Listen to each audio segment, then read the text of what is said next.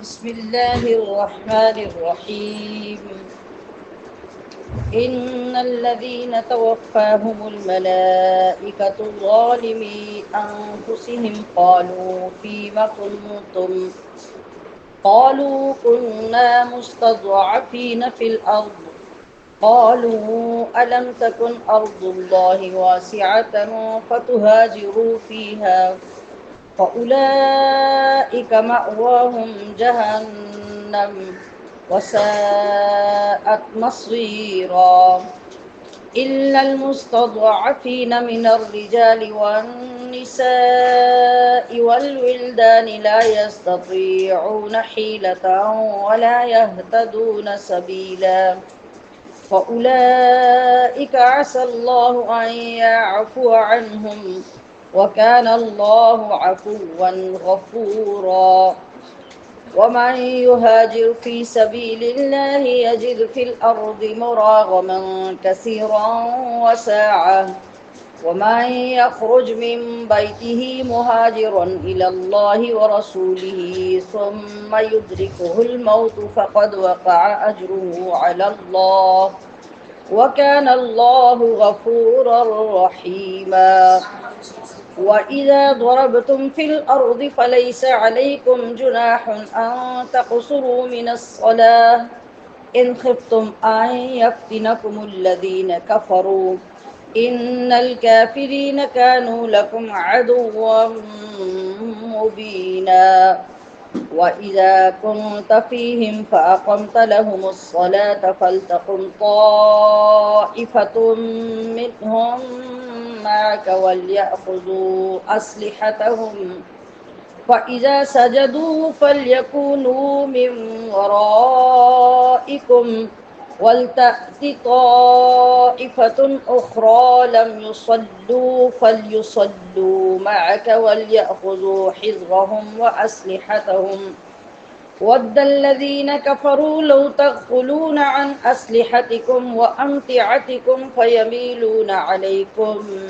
ميلة واحدة ولا جناح عليكم إن كان بكم أذى من مطر أو كنتم مرضى أن تضعوا أسلحتكم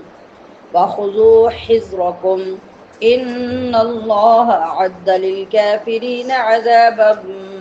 مهينا فإذا قضيتم الصلاة فاذكروا الله قياما وقعودا وعلى جنوبكم فإذا اطمأننتم فأقيموا الصلاة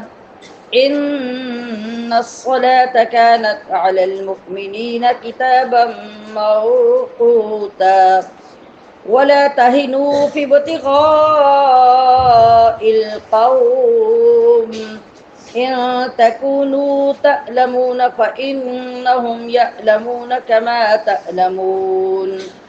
وترجون من الله ما لا يرجون وكان الله عليما حكيما صدق الله العظيم.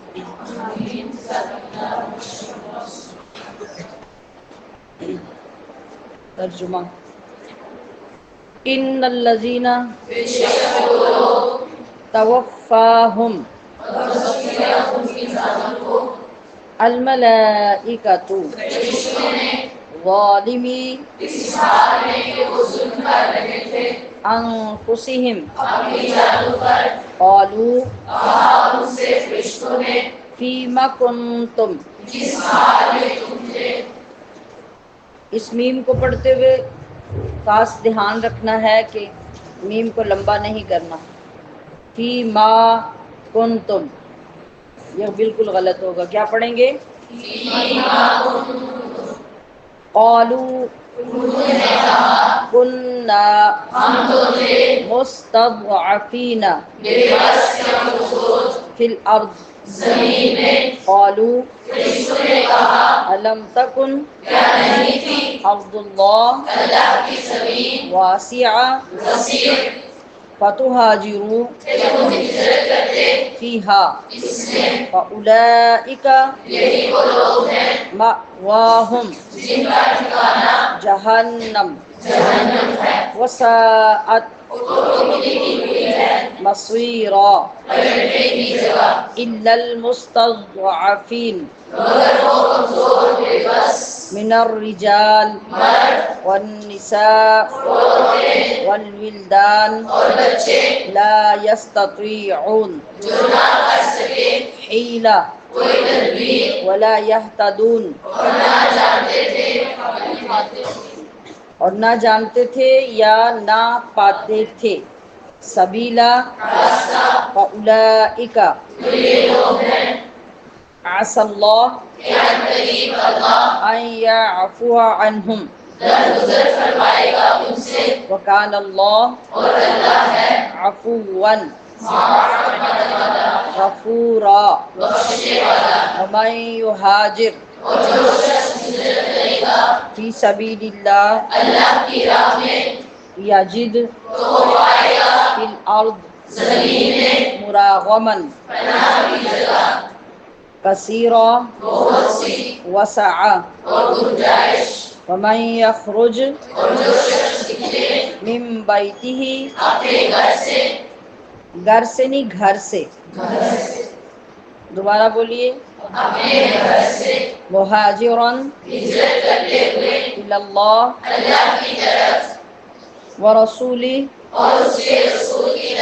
ثم یدرکہ الموت آ لے یعنی آپ پکڑے آ لے اس کو موت فقد وقع اجرہ علی اللہ وکان اللہ غفور الرحیم وَإِذَا ضربتم فی الارض فلیس علیکم جناح ان تقصروا من الصلاة ان خفتم ان یفتنکم الذین کفروا ان الکافرین کفار نہیں بے شک کفار تو کانوا لکم عدوا مبینا وَإِذَا كُنْتَ فِيهِمْ فَأَقَمْتَ لَهُمُ الصَّلَاةَ فَلْتَقُمْ طَائِفَةٌ مِّنْهُمْ مَعَكَ وَلْيَأْخُذُوا أَسْلِحَتَهُمْ فَإِذَا سَجَدُوا فَلْيَكُونُوا مِنْ وَرَائِكُمْ وَلْتَأْتِ طَائِفَةٌ أُخْرَى پھر بولیے لم يصلوا فَلْيُصَلُّوا مَعَكَ وَلْيَأْخُذُوا حِذْرَهُمْ وَأَسْلِحَتَهُمْ وَدَّ الَّذِينَ كَفَرُوا لَوْ تَغْفُلُونَ عَنْ أَسْلِحَتِكُمْ وَأَمْتِعَتِكُمْ فَيَمِيلُونَ عَلَيْكُمْ مَيْلَةً واحدہ یک بار کی وَلَا جُنَاحَ عَلَيْكُمْ إِن كَانَ بِكُمْ أَذًى مِّن مَّطَرٍ أَوْ كُنتُمْ مَرْضَىٰ أَن تَضَعُوا أَسْلِحَتَكُمْ وَخُذُوا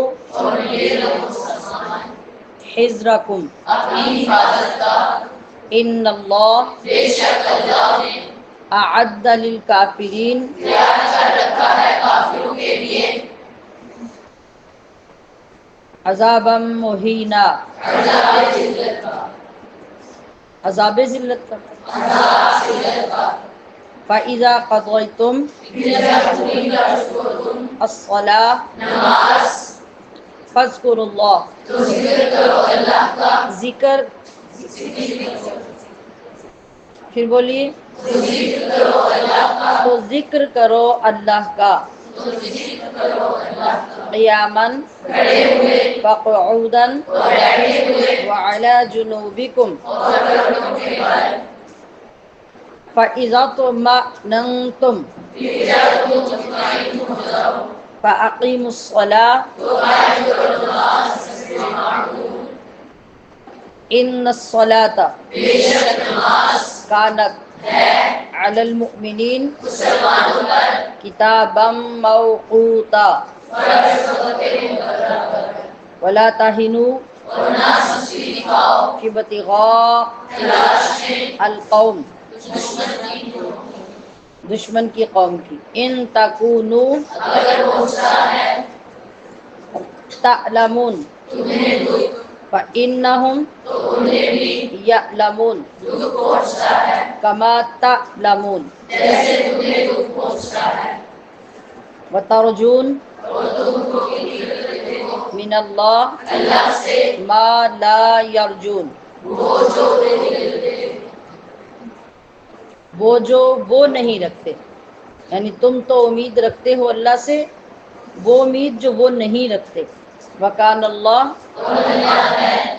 علیماً سب کچھ جاننے والا، حکیما۔ حکمت والا۔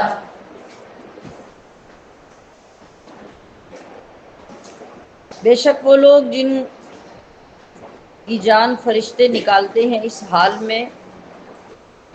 کہ وہ اپنے اوپر ظلم کر رہے تھے، یا اپنی جانوں پر یا اپنے اوپر ظلم کر رہے تھے۔ یہ آیت ان لوگوں کے بارے میں نازل ہوئی جنہوں نے زبان سے تو اسلام کا کلمہ پڑھا، مگر جس زمانے میں ہجرت کرنا فرض تھی اس وقت ہجرت نہیں کی۔ یہ پچھلے سبق میں ہم نے پڑھا تھا کہ جب اللہ تعالیٰ کا حکم آ گیا تھا ہجرت کا، اس دور میں اتنا وقت جب حالات نارمل نہیں ہوئے تھے، مسلمانوں کے اوپر ہجرت کرنا واجب تھا، تو پھر ایمان اور کفر کا فیصلہ اسی بات سے ہوتا تھا کہ اگر انسان واقعی مخلص ہو کر ایمان لا چکا ہے تو پھر وہ اللہ اور اس کے رسول کے لیے ہجرت کرتا ہے یا نہیں کرتا۔ اگر وہ ہجرت کرے تو وہ اپنے ایمان میں مخلص ہے، اور اگر ہجرت نہ کرے تو پھر منافق ہے۔ کافر تو ویسے ہی کافر تھے، لیکن منافق وہ جس نے اپنا کفر چھپایا ہوا ہو لیکن زبان سے اسلام کا ہی چرچا کر رہا ہو۔ تو جب مشرکین جنگ بدر میں مسلمانوں کے مقابلے کے لیے گئے تو یہ لوگ ان کے ساتھ ہوئے۔ کن کے ساتھ؟ کن کے ساتھ ہوئے؟ جی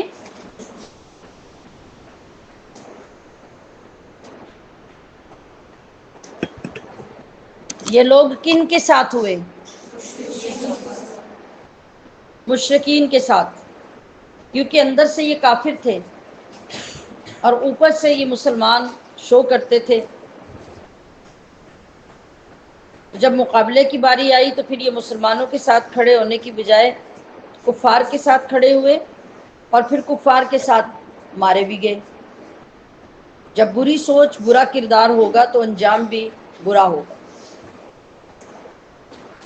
خلاصہ اس آیت کا یہ ہے کہ وہ لوگ جن کی روح اس حال میں فرشتے قبض کرتے ہیں کہ وہ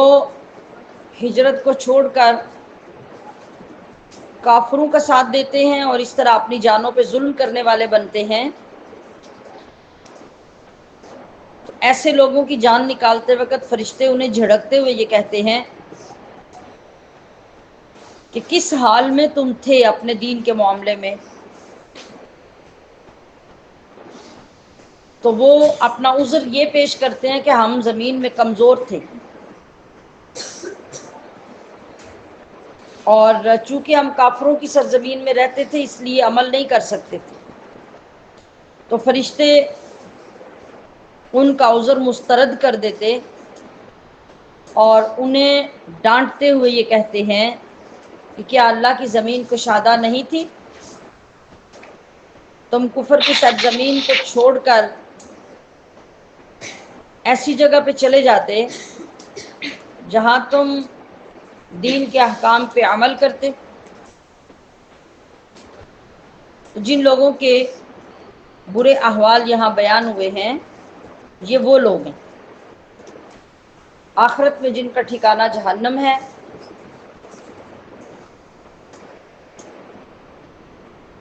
اب مسلمان کو دین میں یہ پتہ ہونا چاہیے کہ ہجرت کرنا کب واجب ہوتا ہے۔ اسی آیت سے یہ ثابت ہو رہا ہے کہ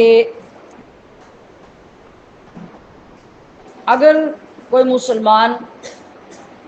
کسی ایسی جگہ پر رہتا ہے جہاں وہ اپنے دین پر قائم نہیں رہ سکتا، کفار کا غلبہ ہے اور سرکش لوگوں کی سرکشی اس حد تک پہنچ چکی ہے کہ وہ اس شخص کو دینی معاملات اور شرعی احکام بجا نہیں لانے دیتے اور اس کے لیے ممکن نہیں رہتا، تو ایسی صورت میں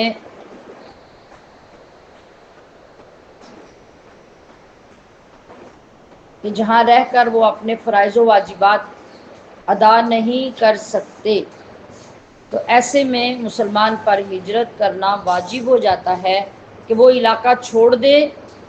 اور وہاں سے ہجرت کر کے اس علاقے میں چلا جائے جہاں آزادی سے وہ اپنے رب کی عبادت کر سکتا ہے اور دینی شعار بجا لا سکتا ہے۔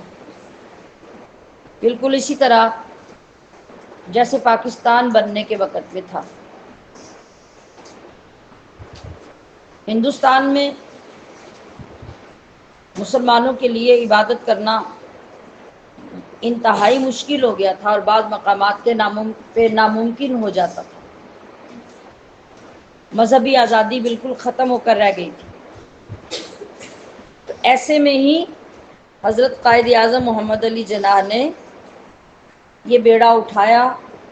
اور پھر لاکھوں قربانیوں کے بعد، اب یہ اتنا آسان کام بھی نہیں ہوتا، یہ دین ہے اور دین کی شان اتنی ہے کہ اس کے لیے آپ کو خاندانوں کے خاندان اور نسلوں کی نسلیں بھی اگر قربان کرنی پڑتی ہیں اور پھر آپ آزاد ہوتے ہیں اپنے دین کے معاملے میں، تو ایسے حالات میں آپ کے لیے واجب ہے کہ آپ یہ سب کر گزریں۔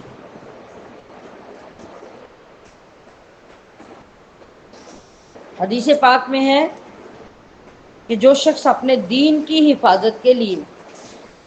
ایک جگہ سے دوسری جگہ پہ منتقل ہوا، اگرچہ وہ ایک بالشتی اپنی جگہ سے ادھر ہو گیا اور اسے یہ لگا کہ بالشت ادھر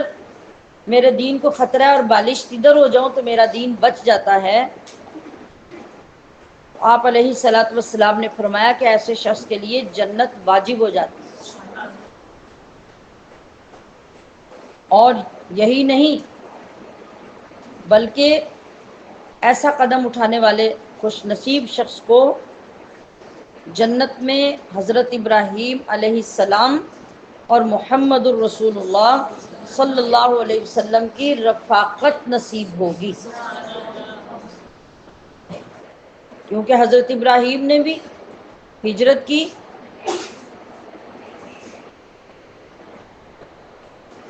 آپ نے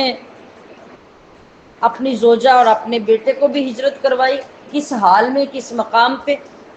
پھر آپ نے خود ہجرت فرمائی، اور نبی علیہ الصلوۃ والسلام نے اپنے صحابہ اور اپنے خاندان کے ساتھ جس طرح ہجرت فرمائی اس کی بھی دنیا میں کوئی مثال نہیں۔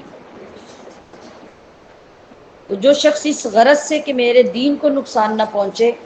وہ گاؤں، وہ جگہ، وہ گھر چھوڑ کر کسی ایسی جگہ پہ چلا جائے گا جہاں وہ آزادی سے اپنے رب کی عبادت اور اس کے دین کے احکام پر عمل پیرا ہو سکے، اگرچہ وہ یعنی کم سے کم مقدار بتانے کے لیے جو پیمانہ ذکر کیا گیا کہ اگرچہ وہ ایک بالشت کے برابر ہی ہجرت کیوں نہ ہو، لیکن اس کا درجہ اس قدر بلند ہے اللہ کی بارگاہ میں۔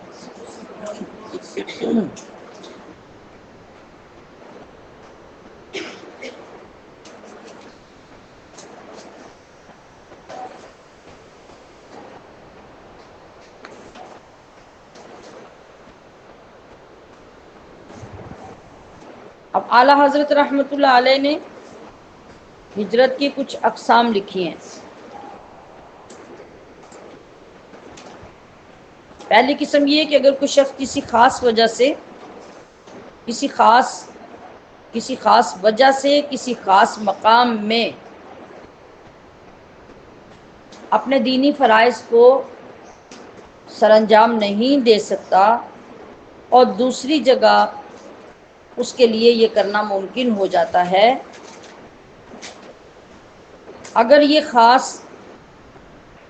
اسی مکان میں ہے تو اس پر فرض ہے کہ یہ مکان چھوڑ کر دوسرے مکان میں چلا جائے، اور اگر اس پورے محلے میں اس کو پرابلم ہے تو وہ محلہ چھوڑ کے دوسرے محلے میں چلا جائے، اور اگر اس شہر میں پرابلم ہے تو اس شہر کو چھوڑ کر دوسرے شہر میں چلا جائے،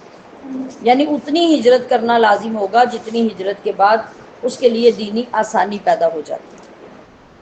اور دوسری قسم کی ہجرت یہ ہے کہ یہاں اپنے مذہبی فرائض پورا کرنے سے تو عاجز نہیں ہے، اس کے ضعیف ماں باپ یا بیوی بچے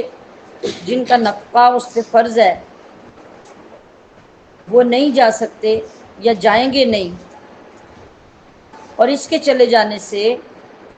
وہ بے سہارا ہو جائیں گے، تو ایسی صورت میں اس بندے کو دارالسلام سے، یعنی جہاں پہ اسلام نافذ ہے اس جگہ سے ہجرت کرنا حرام ہے۔ اب ایسی صورت میں جب اس کے بیوی بچے والدین سب کی کفالت اس کے ذمہ ہے تو اس کو ان کی کفالت کا پورا کرنا لازم ہے، ایسی صورت میں اسے ہجرت نہیں کرنی چاہیے،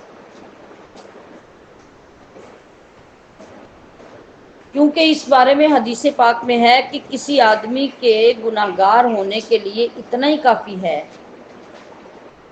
کہ وہ اسے ضائع کر دے جس کا نفقہ اس کے ذمہ تھا۔ یہ آج کل جو ہمارے گھروں میں اس طرح کے معاملات ہیں، یہ ان مردوں کو سنانے والی حدیث پاک ہے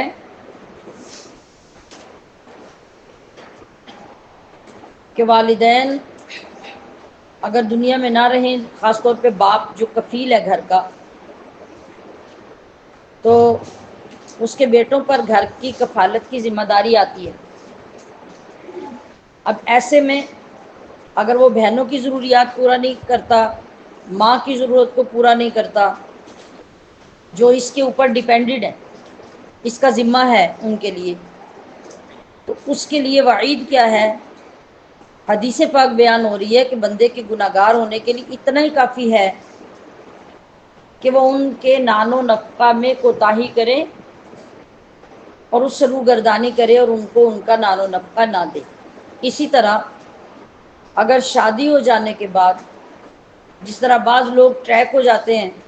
اور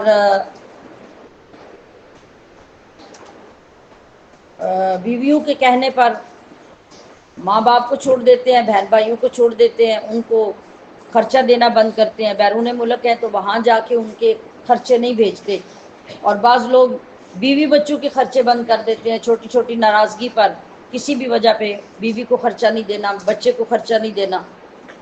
اور یہ سمجھنا ہے کہ بھئی میں چونکہ ذمہ دار ہوں اور میں مالک ہوں ان کا، تو میں جو مرضی کروں، مجھے کون پوچھنے والا ہے۔ تو ذرا سن لیجئے کہ اللہ کیا فرما رہا ہے۔ وہ بربادی آپ نہیں کر رہے، اللہ نے اس کو نگران مقرر کیا ہے، نہ کہ خدا بنایا اس کو۔ تو نگران کا کام ہے، جس کام پہ نگرانی اس کی لگائی گئی ہے وہ اپنی نگرانی کی ذمہ داری کو پورا کرے۔ اگر وہ پورا نہیں کرتا، اگر بیوی بچے کو اس کی ضروریات کے مطابق خرچ نہیں دیتا تو گناہ گار، اگر بہن بھائیوں اور ماں کو خرچ نہیں دیتا تو پھر تب گناہ گار۔ جو ذمہ داری اللہ نے، شریعت نے، دین نے اس کی لگائی ہے، یہ اس کا کام ہے کہ وہ ہر طریقے سے کوشش کر کے اس ذمہ داری کو پورا کرے۔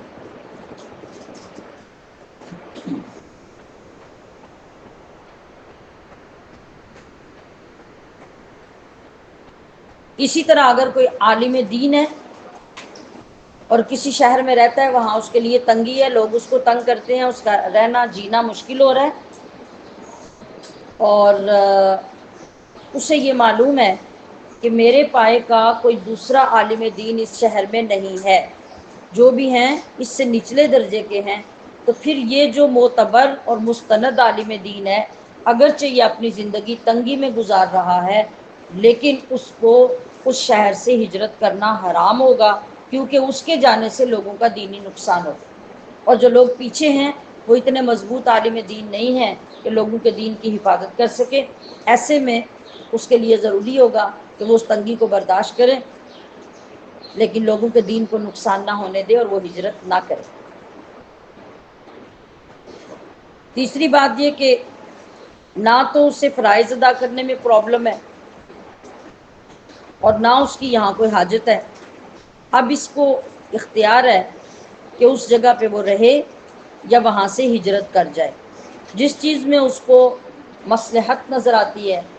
وہ کام اس کو کر لینا چاہیے، سوائے کمزور مردوں کے، عورتوں کے اور بچوں کے جو کسی تدبیر کی استطاعت نہیں رکھ سکتے، نہ انہیں راستے کا پتہ ہے، تو یہ لوگ اس سے مستثنیٰ ہوں گے ہجرت کرنے سے، کیونکہ وہ نکلیں گے بھی تو انہیں پتہ ہی نہیں انہوں نے کیا کرنا ہے، کدھر جانا ہے، تو وہ اور دشمنوں کے ہتھے چڑھ کے اپنا نقصان کر لیں گے۔ اس لیے ان لوگوں کے لیے یہ حکم نہیں کہ وہ ایسی صورت میں ہجرت کریں۔ ان کو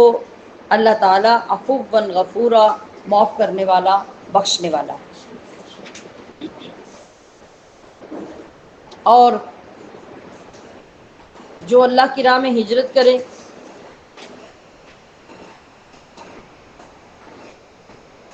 جب وہ اللہ کی رضا کے لیے، اپنے دین کو بچانے کے لیے ایک جگہ سے دوسری جگہ جانے کا ارادہ کرے گا، نکل کھڑا ہوگا، تو اس کے لیے اللہ تعالیٰ زمین کو کشادہ کر دے گا، وسعت پیدا کر دے گا، گنجائش بنا دے گا، اور دوسری طرف وہ بندہ جو نکل پڑا اللہ کی راہ میں ہجرت کرتے ہوئے، پھر راستے میں اس کو موت آ گئی اور وہ اپنی منزل پر پہنچ نہیں سکا، تو چونکہ وہ ہجرت کے ارادے سے نکل پڑا تھا، نیت کر لی تھی، تو نیت پہ اجر تو اللہ تعالیٰ پورے عمل کا عطا فرما دیتا ہے۔ تو اسی طرح اگر کوئی ہجرت کرنے والا منزل تک پہنچنے سے پہلے ہی فوت ہو گیا، اس سے موت آ گئی، تو فقد وقع اجرہ علی اللہ،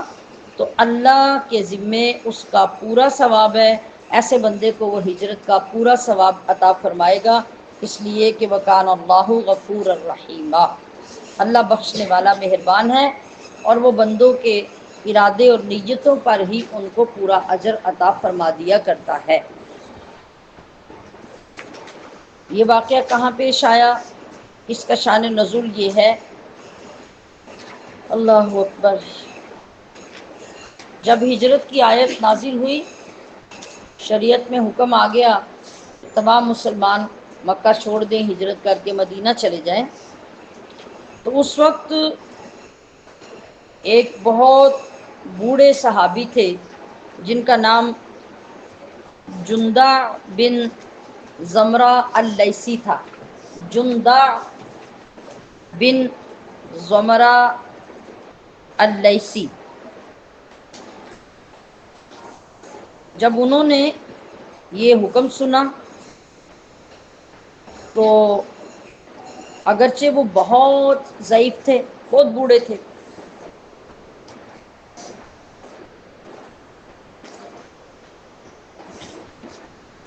تو کہنے لگے کہ میں مستثنا لوگوں میں تو ہوں نہیں، یعنی کمزور مرد، کمزور عورتیں اور بچے، تو میں ان میں سے تو ہوں نہیں. اس لیے نہیں ہوں کہ مجھے اللہ نے بہت مال عطا کر رکھا ہے. یہ ہوتا ہے شکر، اور یہ ہوتی ہے دیانتداری کہ بندہ عذر رکھ کر، ہیلے بنا کر اپنے آپ کے لیے گنجائشیں نکالنے نہ بیٹھ جائے، بلکہ خالص ایمان والے کی یہ نشانی ہوگی کہ وہ ہر حال میں اللہ کا شکر ادا کرنے اور اس کے احکام بجا لانے کے لیے تیار ہو. تو انہوں نے کہا کہ میرے پاس اتنا مال ہے کہ میں ہجرت کر کے مدینہ طیبہ پہنچ سکتا ہوں. اللہ کی قسم اب میں مکہ میں ایک رات بھی نہیں ٹھہروں گا. یہ اللہ کے حکم کی پاسداری ہے. لوگوں سے کہا، جو بھی ان کے ذمہ دار تھے، کہ مجھے تم لے چلو، میں ہجرت کروں گا. اب حالت اور بڑھاپا یہ تھا کہ ان کو چارپائی پہ ڈالا گیا اور چارپائی پہ لے کر لوگ ان کو چلے. لیکن ابھی مکہ مکرمہ کے قریب جو مقام تنعیم ہے، جہاں پہ مسجد عائشہ ہے رضی اللہ تعالی عنہا، بالکل ابھی یہیں پہنچے تھے، یعنی مکہ سے نکل کر مقام تنعیم پہ پہنچے تھے کہ ان کا انتقال ہو گیا. آخری وقت انہوں نے اپنا دایاں ہاتھ بائیں ہاتھ پہ رکھا اور کہا، اے اللہ، یہ ہاتھ تیرا ہے اور یہ تیرے رسول کا ہے. میں اس چیز پر بیعت کرتا ہوں جس پر تیرے رسول نے بیعت لی. آپ تو مدینہ شریف کے لیے نکلے تھے، اور مدینہ شریف میں جو بیعتیں ہو رہی تھی مسلمانوں سے، صحابہ سے، وہ چونکہ پہنچ نہیں سکے، تو انہوں نے اللہ کی بارگاہ میں معاہدے کی یہ ایک صورت نکالی. جب یہ خبر صحابہ اکرام کو پہنچی، انہوں نے کہا کہ کاش وہ مدینہ پہنچتے تو ان کا اجر کتنا بڑا ہوتا. اب یہ بات سن کر مشرک ہنسنے لگے اور کہنے لگے کہ جس مطلب کے لیے نکلے تھے وہ تو ملا نہیں، تو اجر کس چیز کا؟ اس پر یہ آیت کریمہ اللہ پاک نے نازل فرمائی کہ جو بندہ ہجرت کی نیت کر کے نکل پڑا، اگرچہ وہ پہنچ نہیں سکا، راستے میں اس سے موت آ گئی، تو اللہ پر اس کا پورا اجر ہے، وہ اس کا پورا اجر عطا کرے گا.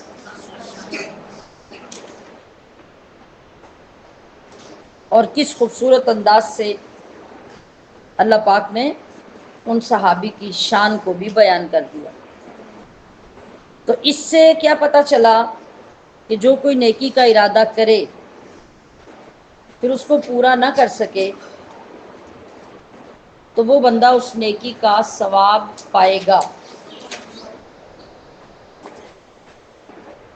پورا نہ کر سکنے کا یہ مطلب نہیں کہ اس کی نیت خراب ہو جائے، وہ کوتاہی کرے، وہ سستی کا شکار ہو جائے تو اس کے باوجود اسے پورا اجر ملے گا، اس کا یہ مطلب نہیں.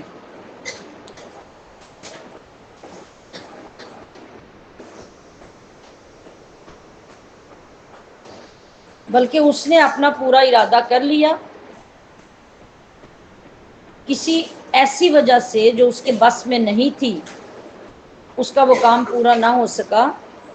تو اب اللہ کریم اس کو پورے کام کا اجر عطا فرمائے گا. نبی علیہ الصلوۃ والسلام کا فرمان ہے، جس شخص نے نیکی کا ارادہ کیا اور پھر نیکی کر نہیں سکا، تو اس کے باوجود اس کے نامہ اعمال میں ایک پوری نیکی لکھ دی جاتی ہے۔ اور جس نے نیکی کر بھی لی ارادہ کرنے کے بعد، تو اس کے لیے 10 گنا سے لے کے 700 گنا تک نیکیاں لکھی جاتی ہیں۔ اور اس کی اگینسٹ دوسری طرف اگر کسی بندے نے گناہ کا ارادہ کیا، پھر وہ کسی بھی وجہ سے رک گیا، ارادہ کر کے گناہ کیا نہیں، تو اللہ اتنا کریم ہے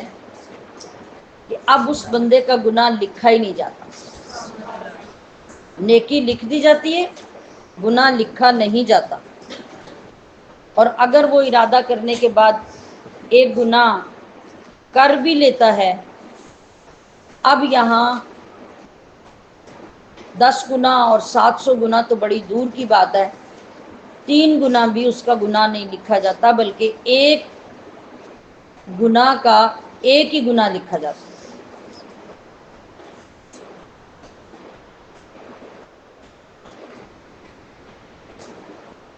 اب حضرت صدر الافاضل نعیم الدین مراد آبادی رحمۃ اللہ علیہ ایک جگہ پہ اپنا فرمان نقل کرتے ہیں، جس کا خلاصہ یہ ہے کہ جو بندہ علم کی طلب کے لیے اپنے شہر یا وطن سے دوسری جگہ گیا، جو جہاد کے لیے اپنے شہر یا وطن سے باہر نکلا، اسی طرح جو حج اور زیارت مدینہ کے لیے اپنے شہر یا وطن سے دور گیا، کسی نیکی کے کام کے لیے اس نے اپنا وطن چھوڑا، یا زہد و قناعت اور حلال رزق کی طلب کے لیے اس نے اپنا وطن ترک کیا، تو یہ سارے کام جو ہیں یہ اللہ اور اس کے رسول کی طرف ہجرتیں ہیں۔ جو طلب علم کے لیے نکلا اللہ کی رضا کے لیے وہ بھی مہاجر، جو جہاد کے لیے نکلا وہ بھی مہاجر، جو حج و زیارات مدینہ اور مکہ کے لیے نکلا وہ بھی مہاجر، جو کسی نیکی کے کام کے لیے اپنا وطن چھوڑ کر نکلا وہ بھی مہاجر، اور جو حرام سے بچنے کے لیے حلال رزق کی خاطر وطن چھوڑ کر دوسری جگہ چلا گیا، وہ بھی اللہ کی طرف ہجرت کرنے والا شمار ہوگا۔ اور اگر وہ اس راہ میں مر گیا تو اسے بھی ہجرت کرنے والے کے برابر ثواب ملے گا۔ آپ علیہ الصلوۃ والسلام نے یہ بھی فرمایا کہ اگر کوئی بندہ علم حاصل کرنے نکلا اور علم حاصل کرنے کے دوران اس کو موت آ گئی، تو جب وہ اللہ سے ملاقات کرے گا تو اس کی ملاقات اس حال میں ہوگی کہ اللہ کے نبیوں کے درمیان اور اس بندے کے درمیان صرف ایک درجے کا فرق ہوگا۔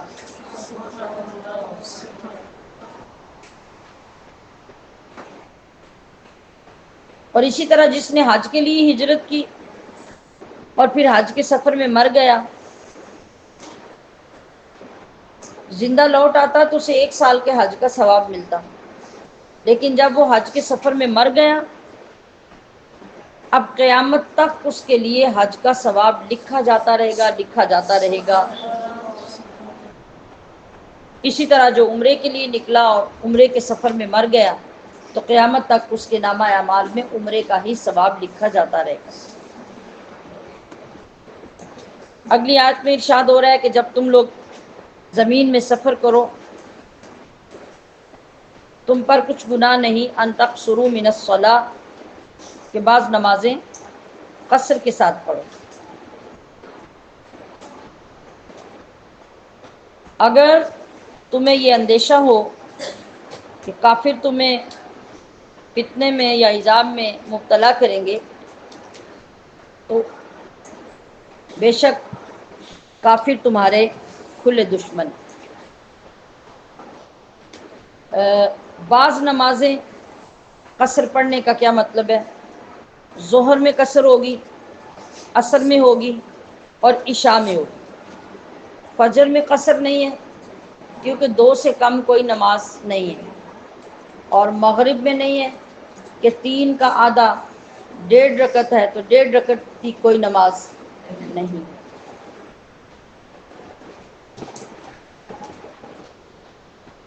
تو اس سے یہ پتہ چلا کہ سفر کی حالت میں 4 رکعتوں والی نماز کو پورا پڑھنا جائز نہیں ہے۔ آپ لوگ کھڑے ہوں۔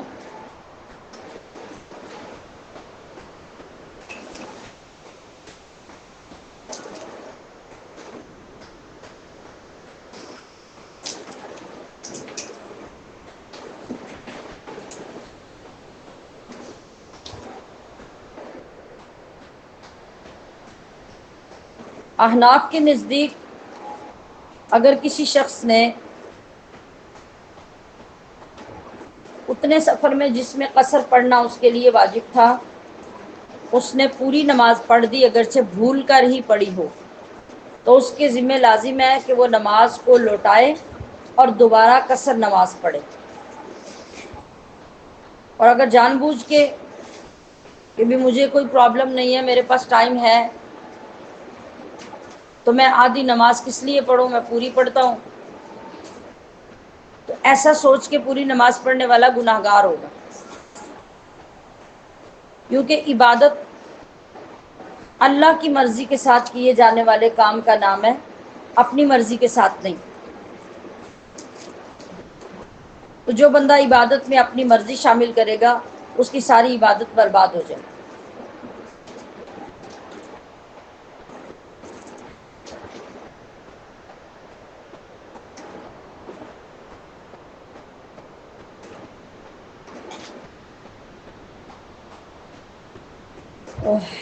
نبی علیہ الصلوۃ والسلام نے فرمایا کہ نمازوں کا آدھا کرنا یہ تمہارے لیے اللہ کی طرف سے صدقہ ہے، تو تم اللہ کے صدقے کو قبول کرو، اور اگر کوئی اللہ کا صدقہ قبول نہیں کرتا اور پھر پوری نماز پڑھتا ہے تو سوچ لیجئے کہ اسے اللہ کے کس فیصلے اور کس کام کی قدر ہے۔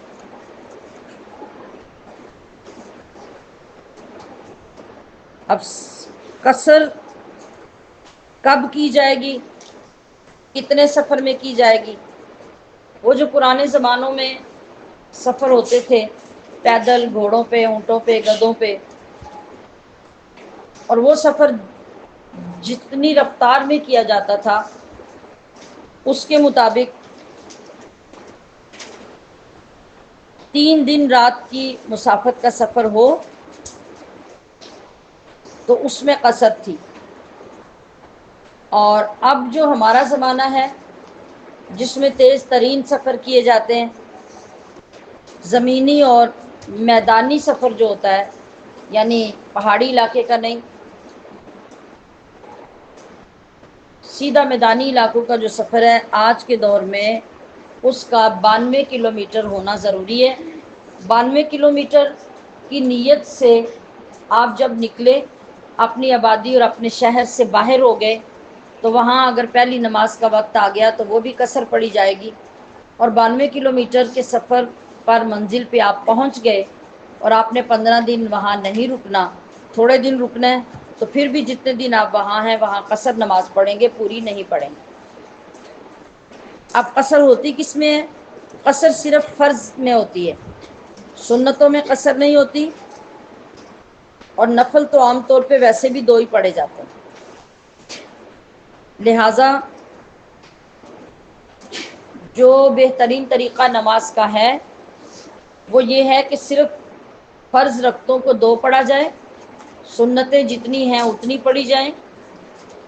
خاص طور پہ سنت مؤکدہ۔ ویسے تو سفر کی حالت میں اختیار ہو جاتا ہے کہ سنتیں بھی کیونکہ نفل ہوتے ہیں اور وہ نفل ہی کی حیثیت سے باقی رہ جاتے ہیں، لیکن اگر آپ گاڑی سے اتر کر ہنگامی حالت میں 2 رکعتیں پڑھ رہے ہیں، گاڑی کے نکل جانے کا خطرہ ہے اور آپ کے پاس گنجائش نہیں، یا خوف کی حالت ایسی ہے کہ بمشکل آپ 2 رکعتیں پڑھ سکے، تو پھر آپ کے لیے 2 پڑھنا ہی کافی ہے۔ مگر جب حالات اطمینان بخش ہیں، کوئی ڈر، خوف، خطرہ اور وقت کی قلت یہ کچھ بھی نہیں ہے، تو پھر بندے کو فرض میں 2 رکعتیں پڑھنی چاہیے، اور سنتیں جو ہیں وہ جیسے پوری گھر میں پڑھی جاتی ہیں ویسے ہی پڑھنی چاہیے۔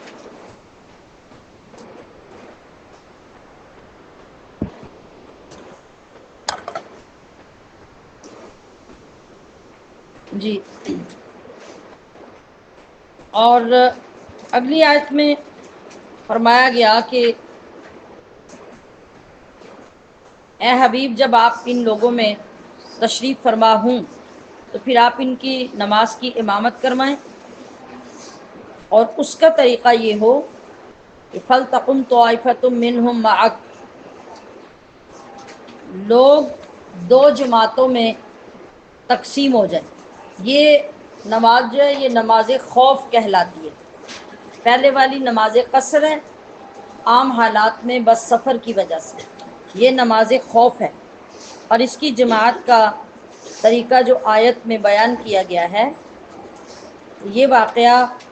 غزوہ ذات الرقاع میں پیش آیا، جب آپ علیہ الصلوۃ والسلام کو مشرکین نے دیکھا کہ آپ نے صحابہ کے ساتھ نماز ظہر باجماعت ادا کی ہے،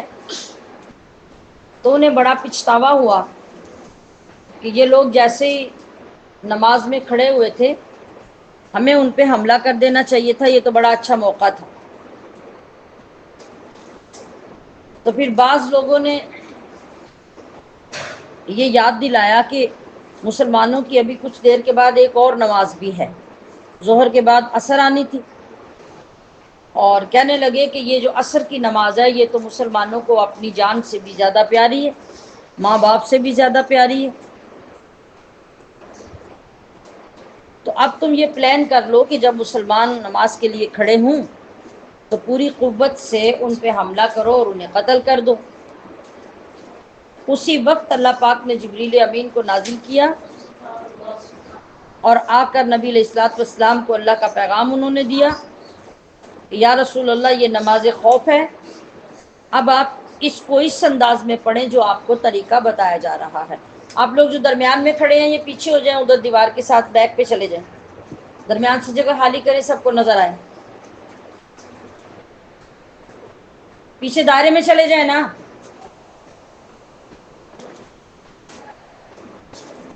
آپ لوگ بھی پیچھے ہو جائیں، پیچھے والے لوگ باہر نکل جائیں، آپ پیچھے ہو اس طرف۔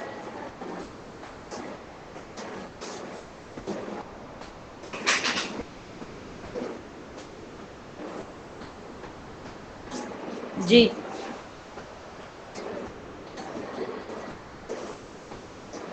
اب نماز خوف پڑھنے کا طریقہ کیا تھا؟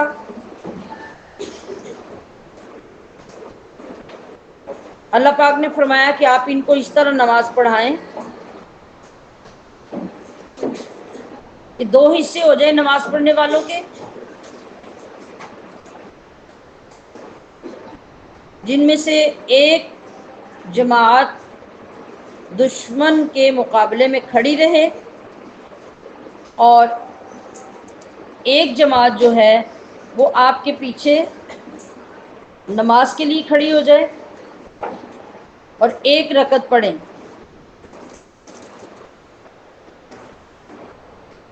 اور اگر مغرب کی نماز ہے تو 2 رکعتیں پڑھیں۔ پھر وہ اسی طرح نماز کی 1 رکعت پڑھ کے نماز سے پیچھے ہٹ جائیں، اور جو دوسری جماعت کھڑی تھی دشمن کے مقابلے میں اور ان کی حفاظت کر رہی تھی، وہ منظم طریقے سے جماعت اسی طرح حضور کے پیچھے آ کے کھڑی ہو جائے اور اگلی رکعت وہ پڑھیں۔ پھر اس کے بعد پہلی جماعت جو ہے وہ اپنی باقی والی 1 رکعت پڑھ لیں، اور جنہوں نے 1 رکعت پڑھی تھی ان کی باقی 2 رہ گئی تھی، وہ اپنی 2 رکعتیں پڑھے، یعنی باری باری دونوں جماعتیں ایک وقت میں ایک نماز پڑھے اور دوسری حفاظت کرے اور دشمن کے مقابلے میں رہے، پھر وہ آگے آ جائے اور پہلی جا کے دشمن کے مقابلے میں کھڑی ہو جائے، اور یہ لوگ جو ہے یہ اپنی نماز ادا کریں، اور وہ جو پہلے والے پیچھے گئے تھے ان کی جو ایک رکعت رہ گئی تھی وہ پھر بعد میں اپنی ادا کریں۔ اب اس بات سے ذرا اندازہ کیجئے کہ میدان جنگ ہے، اس قدر خطرہ ہے اور اس قدر ٹف ماحول ہے، ہتھیار جسم کے اوپر باندھے ہوئے ہیں، اس کے باوجود بھی اللہ پاک نے نہ جماعت چھوڑنے کا حکم دیا نہ نماز چھوڑنے کا حکم دیا، نہ ادھر سے رعایت ملی نہ ادھر سے ملی۔ یہ بھی تو ہو سکتا تھا کہ ایک ایک دو دو بندہ الگ الگ جا کے اپنی نماز پڑھتے جاتے اور اپنی جگہ پہ آ کے کھڑے ہوتے جاتے، لیکن جماعت کی اہمیت اس قدر تھی اور بذات خود نماز کی اہمیت اس قدر تھی کہ اللہ تبارک و تعالیٰ نے دونوں میں سے ایک کی بھی چھوٹ نہیں دی، البتہ طریقہ بدل کر اپنے نبی کو طریقہ سکھا دیا کہ آپ اس طریقے سے اپنے غلاموں کو نماز پڑھائیں جس سے نہ نماز کا نقصان ہو اور نہ کسی کی جان کا نقصان ہو۔ اب اس سے اندازہ لگایا جا سکتا ہے کہ ہمارے لوگ نارملی نماز کے ساتھ جو سلوک کرتے ہیں وہ کیا ہے، اور پھر وہ لوگ جو جماعت کو کوئی اہمیت نہیں دیتے ان کا حال کیا ہے۔ ایک نماز ایک وقت کی جب جماعت کے ساتھ پڑھی جاتی ہے تو مرد کو 27 دن کی اس وقت کی نماز کا ثواب ملتا ہے، لیکن نہ ہمارے لوگ دین کے قریب آتے ہیں، نہ مسائل سیکھتے ہیں، اور نہ ان کے اندر یہ اہمیت پیدا ہوتی ہے کہ جماعت کے ساتھ نماز کی فضیلت کتنی ہے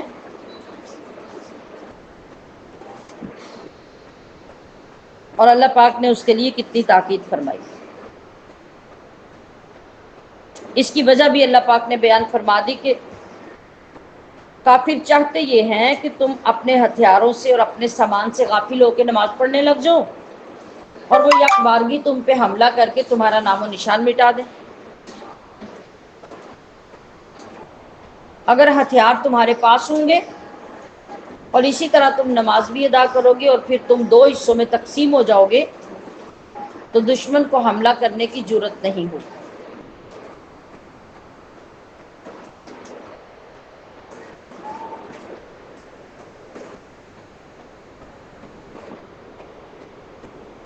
یہی وہ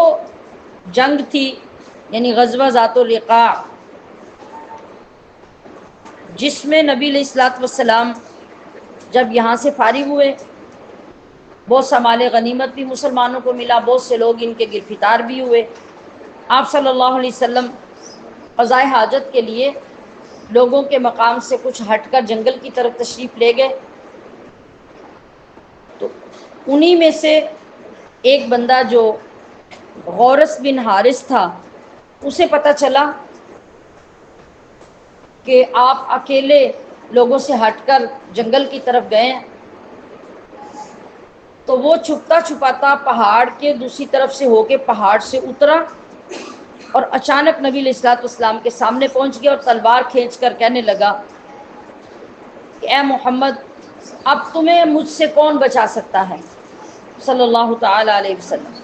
یہ وہ واقعہ جو بچپن سے ہم اسلامیات کی کتابوں میں پڑھتے آئے ہیں۔ آپ صلی اللہ تعالی علیہ وسلم نے ارشاد فرمایا کہ میرا اللہ، اور ساتھ ہی آپ علیہ الصلوۃ والسلام نے دل میں دعا فرمائی۔ جب اس نے آپ صلی اللہ علیہ وسلم کی ذات اقدس پہ تلوار چلانے کا ارادہ کیا تو یکدم وہ اوندھے منہ گر پڑا،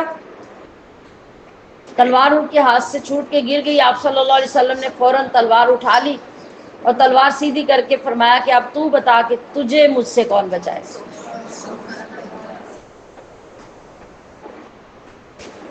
کہنے لگا کہ میرا بچانے والا تو کوئی بھی نہیں۔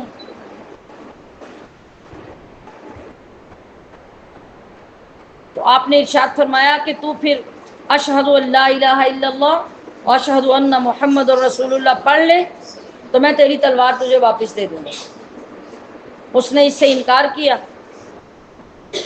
اور کہنے لگا کہ میں یہ تو گواہی دیتا ہوں کہ میں آج کے بعد آپ سے لڑوں گا نہیں اور آپ کے دشمن کی مدد بھی نہیں کروں گا۔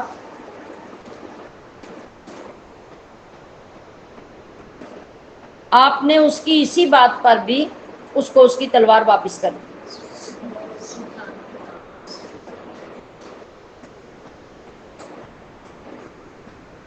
اللہ اکبر۔ اس پر اللہ تبارک و تعالیٰ نے یہ آیت کریمہ نازل فرمائی۔ اب اس کے بعد اگلی آیت میں حکم دیا جا رہا ہے کہ جب تم اپنی نماز کو پورا کر لو تو پھر تم کھڑے بیٹھے اور کروٹوں کے بعد اللہ کا ذکر کرو۔ پھر جب تم مطمئن ہو جاؤ تو فاقیموا الصلاۃ، اب عام طریقے کے مطابق جیسے گھروں میں نماز پڑھتے تھے ویسے نمازیں پڑھو، کہ بے شک مومنوں پر نماز وقت مقررہ میں فرض کی گئی ہے، وقت سے ہٹ کر آپ اسے نہیں پڑھ سکتے، آپ اپنے طریقے سے نہیں پڑھ سکتے، جو طریقہ اللہ نے ارشاد فرمایا اسی پر ہی ایک مقررہ وقت میں معین وقت میں پڑھنی ہوگی اور اس طریقے سے پڑھنی ہوگی جو اللہ نے سکھایا ہے۔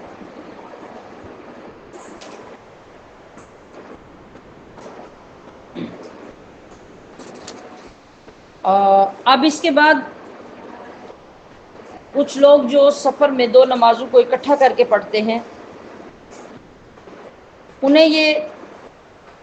بات یاد رکھنی چاہیے کہ سفر میں دو نمازیں جمع نہیں ہو سکتی، یعنی ظہر کے وقت میں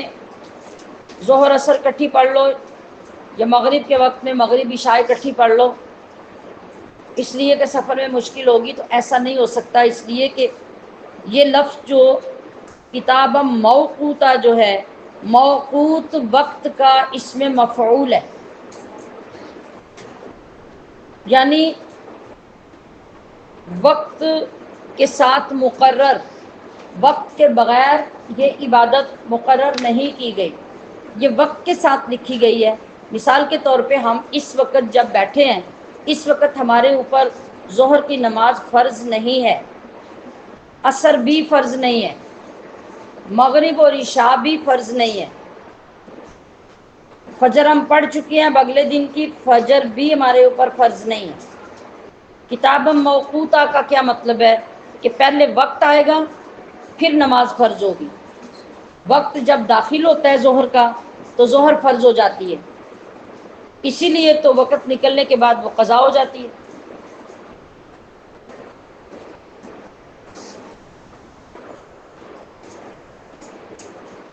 آپ بیٹھے ہیں برا، آپ بھی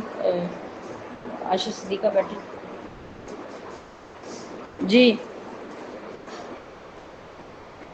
کیا سمجھ آئیے؟ کتاب موقوتہ کا مطلب کیا ہے کہ جو عبادت وقت معین کے ساتھ فرض ہے وہ وقت آئے گا تو فرض ہوگی، وقت جب تک نہیں آیا وہ فرض نہیں ہے۔ تو پھر سفر میں دو نمازیں اکٹھے کیسے ہوں گی؟ دوسری نماز کا تو وقت ہی نہیں آیا، اس لیے دو نمازیں جمع نہیں ہو سکتی۔ نبی کریم صلی اللہ علیہ وسلم نے کبھی بھی سفر کی حالت میں بھی کوئی نماز اپنے وقت کے بغیر نہیں پڑھی، سوائے حج کے دن میں کہ وہاں عصر اور مغرب، عصر اور ظہر، یعنی ظہر اپنے وقت میں اور عصر اپنے وقت سے پہلے، اور مزدلفہ میں مغرب اور عشاء، عشاء اپنے وقت میں اور مغرب لیٹ کر کے عشاء کے ساتھ، یہ طریقہ صرف وہاں پر نماز پڑھنے کا ہے۔ اس کے علاوہ کبھی سفر میں آپ علیہ الصلوۃ والسلام نے مغرب اور عشاء کو ملا کر نہیں پڑھا، اور اگر کہیں کوئی ایسی صورت نظر آتی ہے کہ آپ علیہ الصلوۃ والسلام کے اکٹھے نماز پڑھنے کی کوئی روایت موجود ہے، جیسے حضرت نافع اور حضرت عبداللہ بن واقد روایت کرتے ہیں کہ حضرت عبداللہ بن عمر کے مؤذن نے نماز کے لیے کہا، آپ نے یعنی حضرت عبداللہ بن عمر نے فرمایا چلتے رہو، نماز کا وقت ہو گیا تھا، آپ رکے نہیں، آپ نے کہا کہ چلتے رہو، یہاں تک کہ جب شفق ڈوبنے کے قریب ہوئی. شفق کیا ہوتا ہے؟ شفق کیا ہوتا ہے؟ اونچی بولیے. کیا؟ صرف سورج کی مجھے سمجھ آ رہی ہے. یہ کس وقت ہوتی ہے؟ مغرب. اونچی بولیے. عصر کے بعد. یہی جواب غلط ہے. شفق وہ سرخی ہوتی ہے جو سورج غروب ہونے کے بعد مغرب کے وقت میں آسمان کے چاروں طرف ہوتی ہے، اور وہ آہستہ آہستہ ختم ہو جاتی ہے اور پھر سیاہ اندھیرا ہر طرف چھا جاتا ہے. یہ شفق ہے، مغرب کے بعد، عشاء سے پہلے. تو آپ نے فرمایا کہ چلتے رہو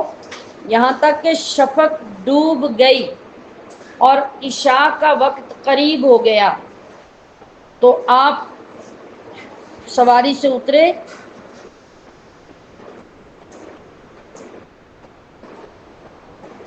اس وقت آپ نے نماز مغرب پڑھی، وہیں بیٹھ کر تھوڑی دیر انتظار کیا، ساتھ ہی عشاء کا وقت شروع ہو گیا، اور پھر آپ نے اس وقت عشاء کی نماز بھی پڑھی. اب یہ دیکھنے والے کو تو یہ لگا کہ آپ نے دو نمازیں اکٹھی کر کے عشاء کے وقت میں پڑھی، حالانکہ یہ جمع حقیقی نہیں، یہ جمع سوری ہے. سوری صورت سے ہے، یعنی ان کے جمع کرنے کی صورت نظر آ رہی ہے، حقیقت میں مغرب اپنے آخری وقت میں پڑھی گئی اور عشاء اپنے اول وقت میں پڑھی گئی. مغرب کی نماز انہوں نے پڑھی اور چند منٹ کے بعد مغرب کا وقت ختم ہو گیا. مغرب کا وقت ختم ہوا تو ساتھ عشاء کا شروع ہوا. جیسے عشاء کا شروع ہوا تو انہوں نے اسی جگہ پہ عشاء پڑھی. اب مغرب اور عشاء اکٹھی ہو گئی، لیکن حقیقت میں اکٹھی نہیں ہوئی، دونوں اپنے وقت میں پڑھی گئی. اسی سے اکٹھی کرنے والوں کو یہ غلطی لگی. انہوں نے کہا کہ صحابہ میں سے بھی اور نبی علیہ الصلوۃ والسلام نے بھی بعض جگہوں پہ نمازوں کو اکٹھا کیا ہے. یہ جمع سوری تھی، یعنی صورت میں جمع ہوئی ہیں، حقیقت میں وہ جمع نہیں.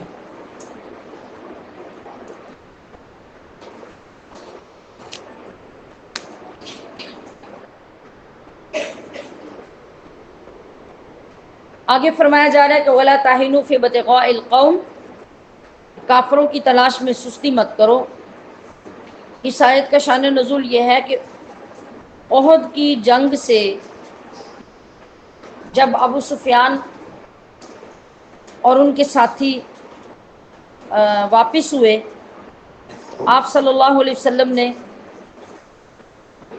ان صحابہ کو حکم دیا جو احد میں آپ کے قریب حاضر تھے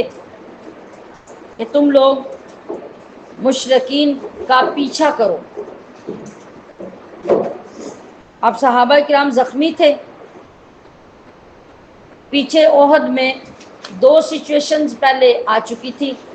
یعنی ایک مرتبہ مکمل فتح ہوئی، پھر جو درے کے اوپر لوگ کھڑے تھے ان کے اترنے کی وجہ سے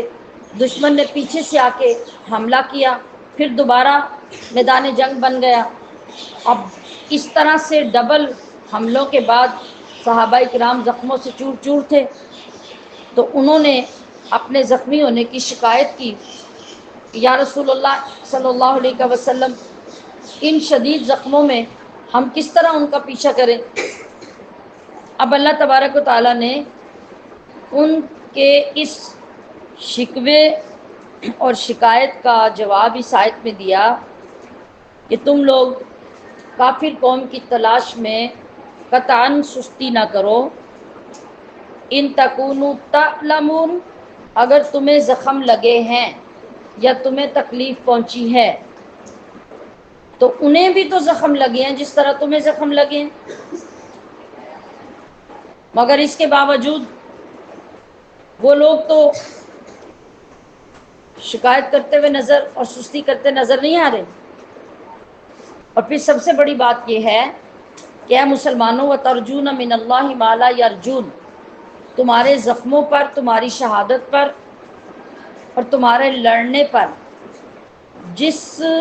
اجر کی اللہ سے تمہیں امید ہے اس کی انہیں تو ہے ہی نہیں۔ ان کی زندگیاں تو لڑنے کے بعد اگر وہ قتل ہو گئے تو ختم ہوگی، بس ختم ہوگی۔